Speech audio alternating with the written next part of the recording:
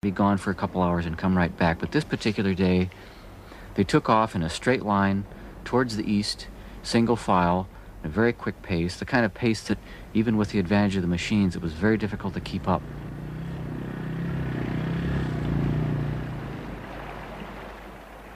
The rough ground is no obstacle for an Arctic wolf. Each travels purposefully. The pack is spread out, but keeps in touch by howling from time to time.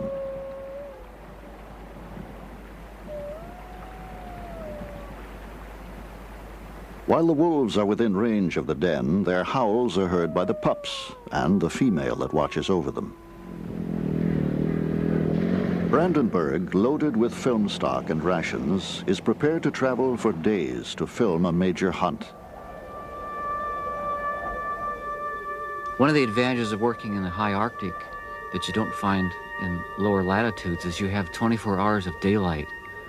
Here, the wolves could never really get away from us in the sense that they were always on stage with the lights full on. And if we could simply keep up with them and had enough time, eventually that scene could be played out in front of us.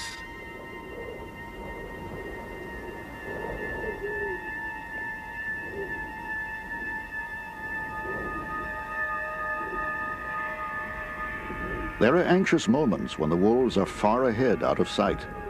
Brandenburg has only their tracks and his intuition to follow.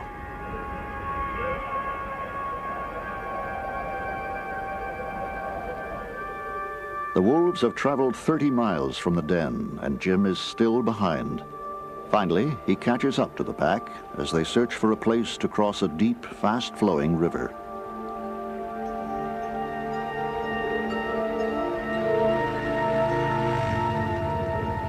Again, his hopes of filming an attack on musk oxen are crushed.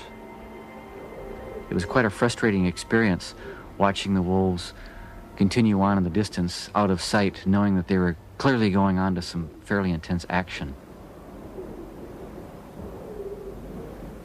With summer running out, Meach and Brandenburg decide that a change in plan is imperative. Let's get down.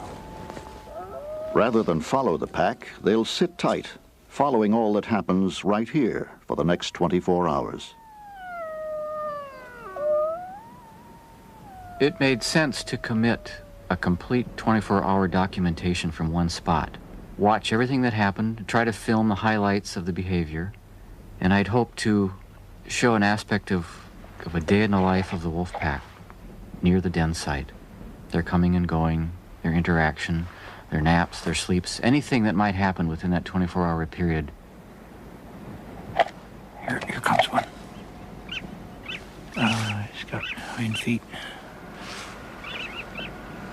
Or she does, it's a female.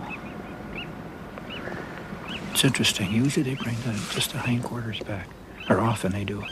But I mean, I've never seen them bring the front quarters. They may bring the whole hair. The strategy begins to pay off almost at once. A small drama of pack life unfolds within camera range. Another demonstration of the way a wolf's behavior indicates its rank in the family unit. It appears that as part of their membership in the pack, the subordinates have to bring food home to the pups each day. This probably helps maintain their status in the pack. Even when hungry themselves, the subordinates still will deliver food to the pups. It seems that the dominant wolves need to show their subordinates that even though the underlings have brought offerings of food, they must not forget who's boss.